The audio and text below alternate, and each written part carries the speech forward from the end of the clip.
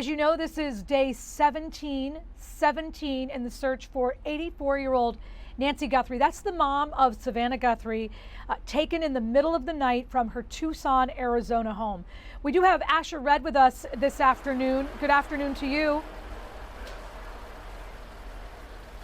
Well, good afternoon, Jen. The sheriff's office here in Pima County, Arizona, says that the DNA found from a glove that was about 2 miles from Nancy Guthrie's house does not match the DNA found in her house, nor did it match any of the 19 million profiles that already exist in the FBI's national database. But investigators say that there's still other DNA rather from inside Guthrie's home that still needs to be tested.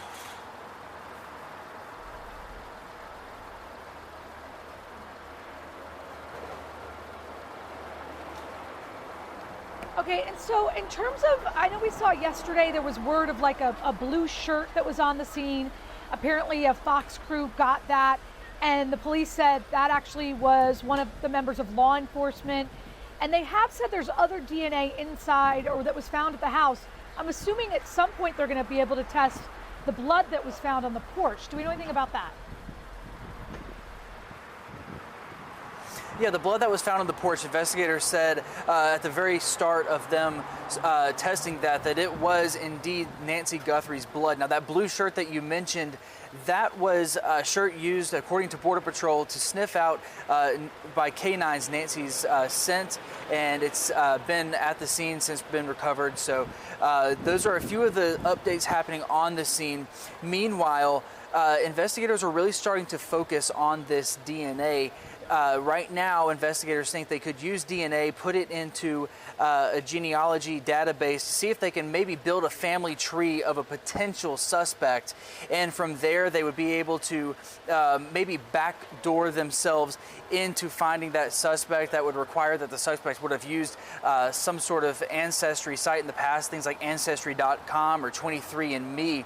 Now, meanwhile, we did learn that at least two gun stores in the Tucson area did tell us that the FBI came to them last week with a list of names and pictures. One of them says that an agent showed up with 3 pages to show him, each page with about 7 to 8 names on them. And I guess they're doing that everywhere, and they're just going to keep going through. I'm assuming, it's because they saw a weapon in that video that was recovered from the home of Nancy Guthrie.